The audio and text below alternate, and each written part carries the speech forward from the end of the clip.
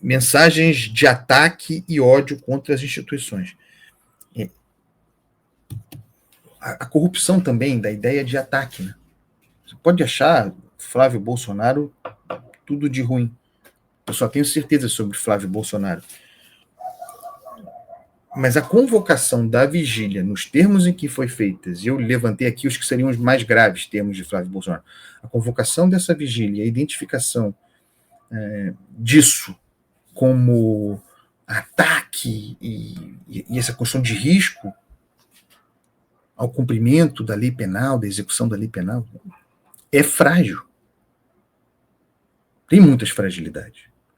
Porque vamos lembrar, Bolsonaro está preso em casa, domiciliarmente, num condomínio, e está cercado, monitorado pela polícia. Aliás, como ficou claro diante, aí sim, do fato grave, eu repito, a razão para a prisão preventiva, como ficou claro diante da tentativa de violar tornozeleira eletrônica.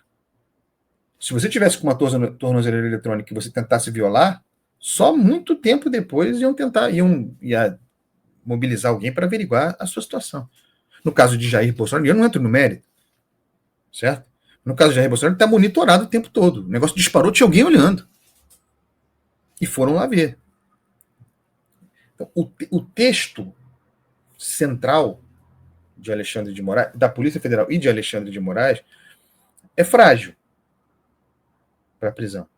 É de que a convocação dessa vigília estimularia um tumulto, colocaria em risco a ordem pública, a fiscalização da cautelar, criando as condições para a fuga, o perigo da liberdade, não vou falar o latim aqui, o perigo da liberdade, próximo da execução da pena, Jair Bolsonaro poderia fugir. Esse é o texto.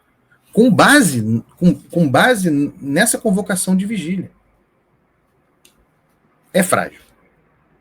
O que é incontornável, mas lateral, surge depois, e não tem destaque na decisão de Alexandre de Moraes, repito, é a tentativa de violação da tornozeleira eletrônica.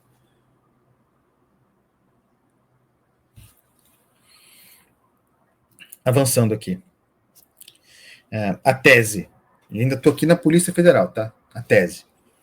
Os elementos informativos apresentados, eu estou me referindo à Polícia Federal, evidenciariam, abro aspas, a possibilidade concreta de que a vigília convocada ganhe grande dimensão nas imediações da residência.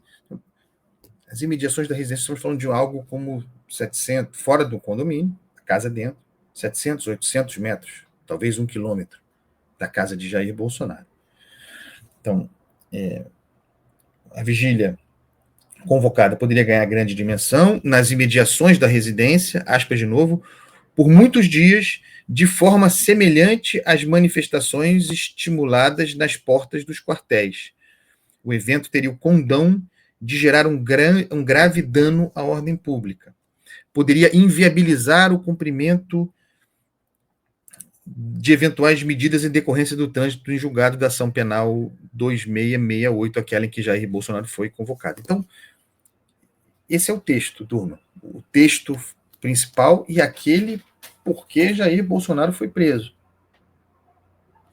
Acho que Alexandre de Moraes, na sua decisão, talvez ele nem tivesse clareza, não tenha tido tempo de mencionar a verdadeira importância, a centralidade da tentativa de violação da tornozeleira eletrônica. Na decisão dele, além disso, aconteceu isso. Além disso, houve a tentativa de violação da tornozeleira eletrônica. Não.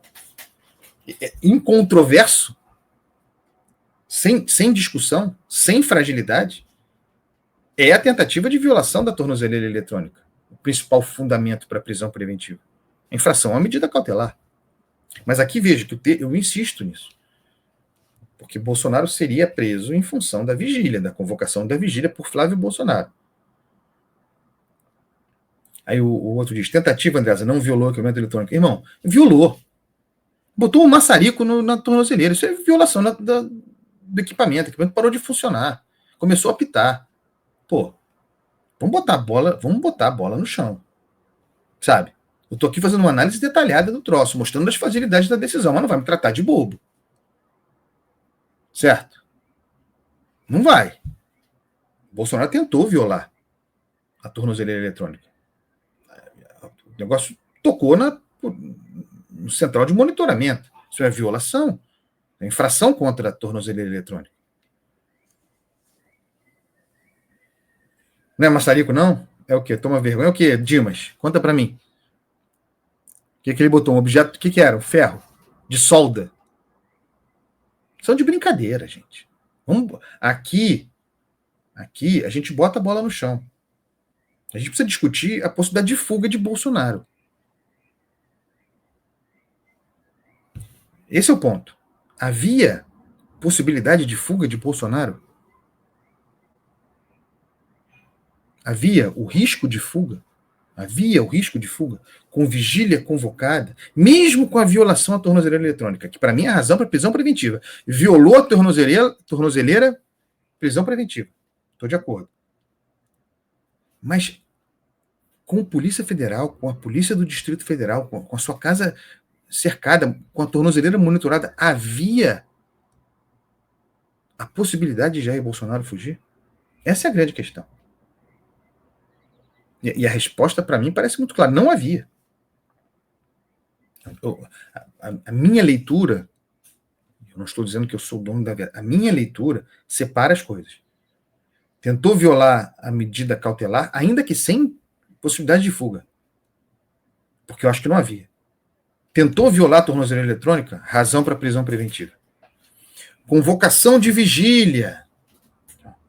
Convocação de vigília por terceiros, certo? A infração de medida cautelar cometida por Flávio Bolsonaro, correto?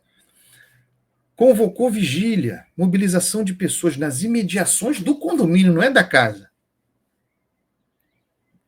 Palavras de ordem contra o Supremo, ditadura. A ideia de que isso geraria um caos social. Ninguém se mobiliza. Ninguém se mobiliza mais por Jair Bolsonaro. Já era. Essa página virada. Acabou, ninguém vai para a rua mais. Assim, ficar na porta da casa do cara, no condomínio, não vai. A ideia de que a convocação da vigília geraria comoção, caos social, um tumulto que criaria condições para a fuga. E aí se soma. Não, veja, tanto é assim que ele tentou violar a tornozeleira eletrônica. Essa conta da fuga não foge. Não foge. Essa conta da fuga não fecha. O risco de fugir para uma embaixada, é isso que está projetado. Surge tanto na Polícia Federal quanto na decisão de Alexandre de Moraes. Citam até a Embaixada dos Estados Unidos, que ficaria a cerca de 15 minutos. Eu nem sei se os Estados Unidos recebem, tenho dúvida. Não tive tempo de pesquisar isso. Eu nem sei se alguém consegue exílio em casa de asilo na Embaixada dos Estados Unidos assim. Acho que não. Que para ser, tenho a impressão, você precisa estar nos Estados Unidos ou cruzar a fronteira. Mas enfim, tudo bem, tem outras embaixadas ali às quais ele poderia ir, cita-se isso. Cita-se a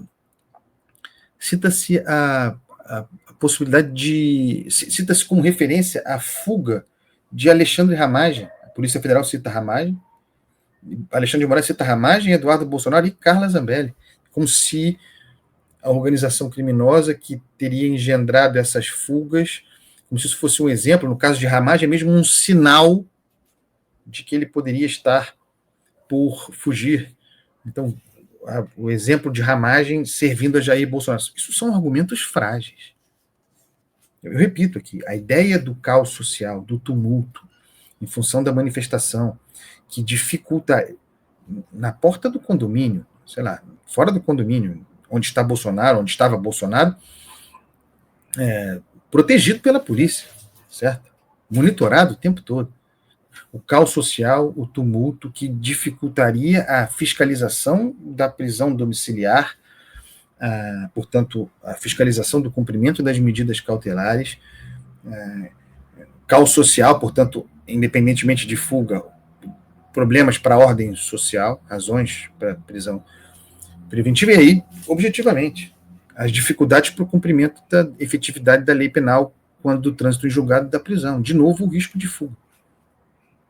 E esse texto, lendo e relendo a decisão de Alexandre de Moraes, esse texto me parece frágil.